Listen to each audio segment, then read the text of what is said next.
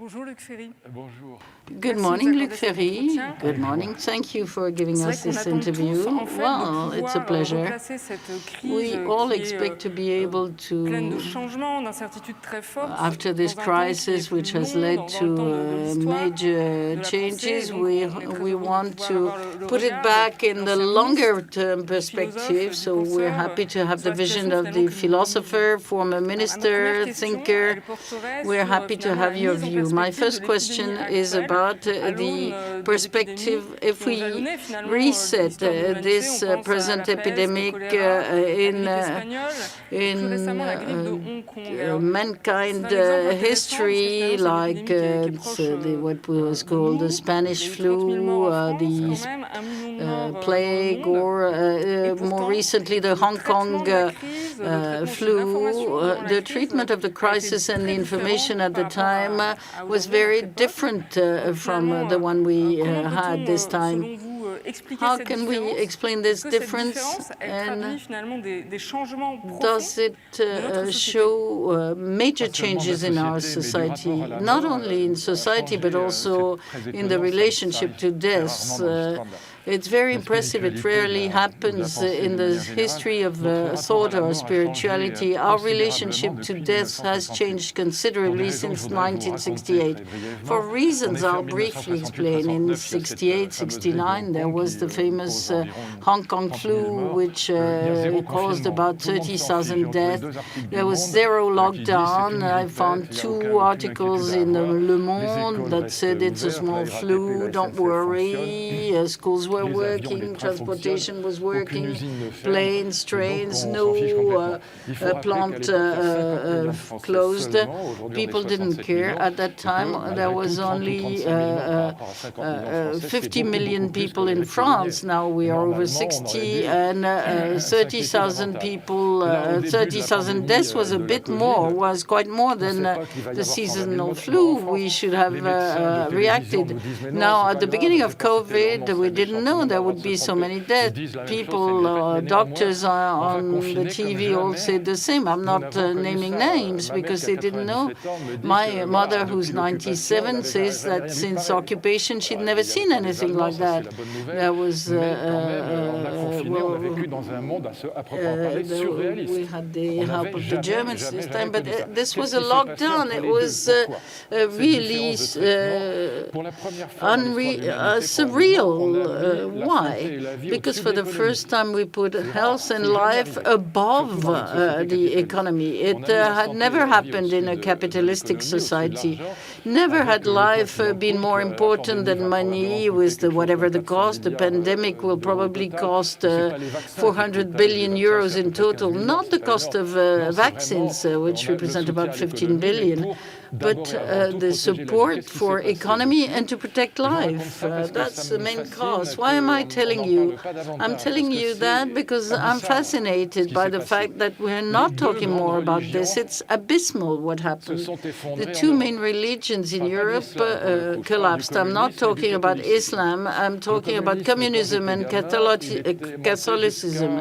When I was a kid, the Communist Party represented up to 28% in Europe. Now it's in France it's 2%. No one knows who's at the head of the Communist Party in France, unless you're interested in political life. No one knows it's Roussel. He's not like Marchais used to be. But it had a virtue at the time. It represented a major cause. The revolution was taking precedence over individuals. You could even give your life for revolution. And Catholicism is even more striking. Very briefly, Catholicism in France and more generally in Europe collapsed over the past 50 years. Let me give you a figure that is fascinating. In 1950, 95% of French people were baptized, had been Christian. christened. 95%. So it's like Don Camillo and Pepone. Most of the communists were also baptized because you never know what might happen. So now it's only 30% of the French people that have been baptized. Quite a collapse. 45,000 priests in 1950 in France, 5,000 now. It's not an erosion, it's a collapse of the Christian religion, of the Catholic religion, and it changes your relation to death, because if you no longer believe in the resurrection of Lazarus, if you no longer believe in what the Christian theology calls the death of death, meaning that you're going to find after death those whom you loved in this life, or if you don't so much believe in it, you think it's symbolic, it's more of a spiritual promise than a factual or scientific one, then your relation to life also changes considerably. Health becomes extremely important, and health professions are not about to be unemployed. And life becomes the highest value, and this has led to the inflation of ecology, because ecology in the wider term is part of health.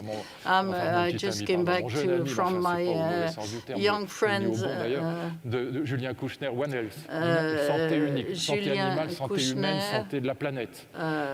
Health, human health, animal health, environmental health. That's what it's all about.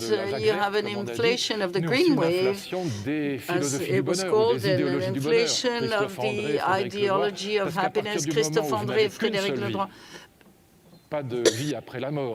Because if you only have one life, no life after death, then the issue of health, well-being, happiness is becoming of uppermost importance in this life. And this is the main difference with 68 and the Hong Kong influenza. You were talking about life, and when you look at the anti-vaccination movement, they're not recent. There's always been recurring topics about the relation to science, nature, politics, policies, and life. But they were expressed differently depending on the sensitivity of the times. This is the anti-vax movement at present represents a loss of trust towards science and politics. Would you say that the loss of trust towards science and politics are somewhat related? Well, you're not completely wrong, but you have to look at things, you have to weigh things. You have 120,000 guys in the street and 50 million people are vaccinated. If you didn't give the floor to Bigard or people like that, you wouldn't know about them. You have 120,000 on one side and 50 million on the other side, so you have to look at the relativity of things. There's also a very strong anti-Semitic component. If you look at what it was in the 30s, obviously it's a joke. Luckily, I was invited to make the inaugural speech. I'm not a Jew. I know nobody's perfect, but I was asked to make a speech for the 150th anniversary of the Universal Alliance. I talked about the story of small Eduardo Mortara, who was in the program, but it has nothing to do with what's happening today. I'm not saying that these movements shouldn't be treated seriously, but let's keep proportions right. So once again, 120,000 or even 80,000 people in the street and 50 million people vaccinated, and the magnifying glass of the media can be misleading. I'm not saying they're not doing their job, but it represents almost nothing, epsilon, as compared to the reaction of the French. And you must add that the people in favor of vaccines. Their reaction is related to the sanitary pass. If Bigard wants to go to a restaurant, he has to get his vaccine. But many people got their vaccines because it was the only means to fly, to take a train or whatever. I disagree with Martin Blachier. He's against the pass. He says he's in favor of compulsory vaccination. Don't say that. You can't do that in France. It would be against the Constitution. You can force people to vaccinate for something, and that's the important part. If you want to go to school, if you want to board a plane, if you want to go to a given country, but you can't make it compulsory in general.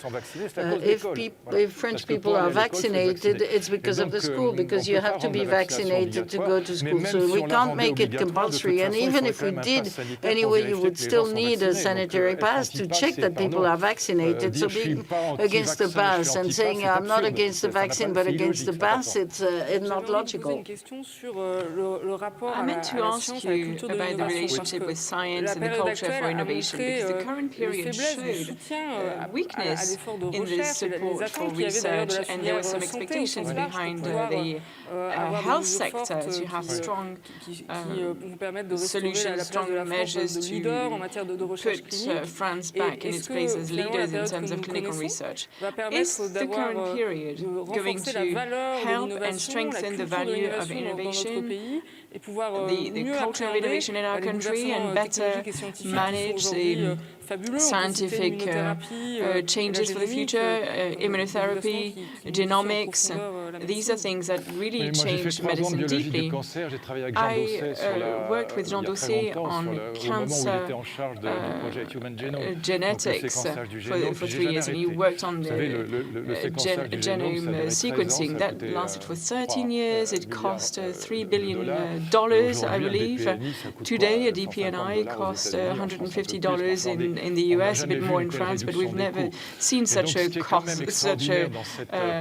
cost-cutting exercise. So what's amazing in this pandemic is the huge victory of science. Valenciennes said a victory of science and the fall of TV doctors because they had a fight on TV. Anyway, it's a brilliant victory from science. We never saw a vaccine being designed in under 6 years. Generally, it takes more time. I'm sorry to say, because I don't want to say that. I don't have any sympathy for Trump, but it's thanks to him.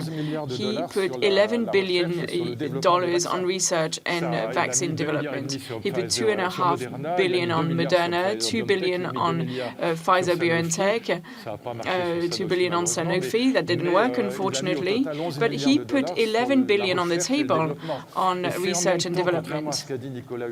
And against what Nicolas Hulot said, it's a brilliant victory of liberal science. The first one to find the ARN vaccine is brilliant. A plate of ARN that coats around the virus. That's not something that we had built, such a safe vaccine. It's extraordinary and it's smart, and it will have some great outcome in research on cancer as well. So it's quite fascinating what happened.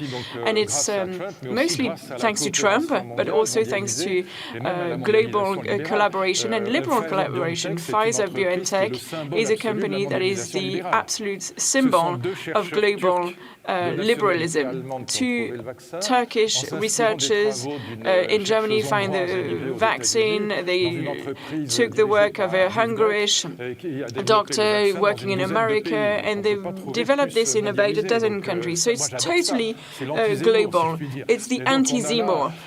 Anyway, this is something that is brilliant, and I'm not crazy. Liberal work also has its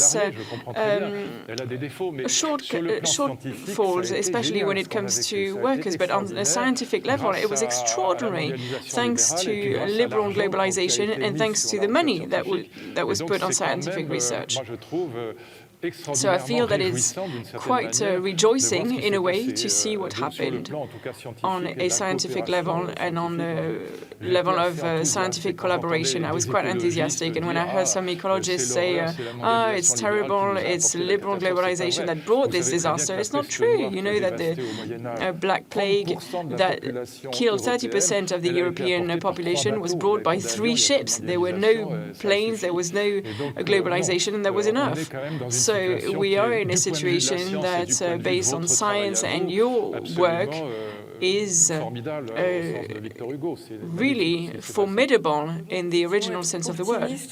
So you are optimistic. Are you optimistic in the future of humanity? Because there are some strengths in the humanity. Yes, I am optimistic, and I see for cancer, for instance,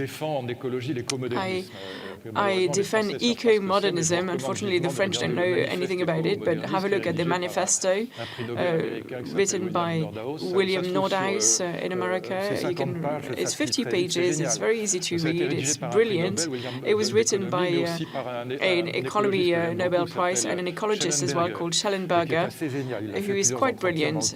He did a few interviews for Le Point. Anyway, I defend that theory because a lot of ecologists today, most ecologists, are in favor of ungrowth, of degrowth, but degrowth in terms of medicine is disastrous. Going back to low-tech is death for medicine. 100% of people with leukemia died in the 50s. Now some can be cured thanks to therapogenics. You can cure a melanoma that were deadly 5 or 10 years ago. So without AI, you can't get there. We calculated that you would need 40 years to sequence one genomic of one tumor. The AI can do it in just a few hours. We do genomic treatment when it's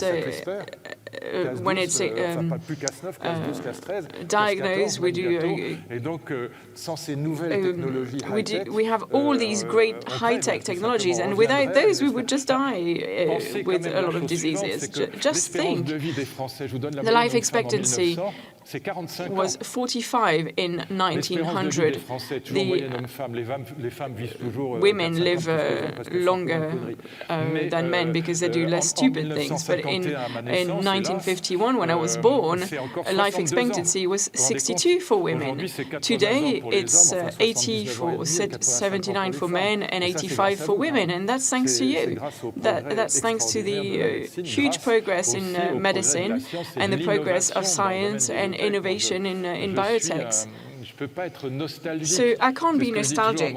That's what I say to Alain Finkielkraut, my friend. And I say, what are you nostalgic about? The 30s, Hitler, Stalin, the Second World War, the 60s, the Cultural Revolution with 60 million deaths, Latin America, Videla, Pinochet, Europe of the 70s, Franco is still alive, Salazar with Portugal is a fascist country, and you have the Colonel in Greece. I mean, people who are nostalgic want to come back to what? Horror?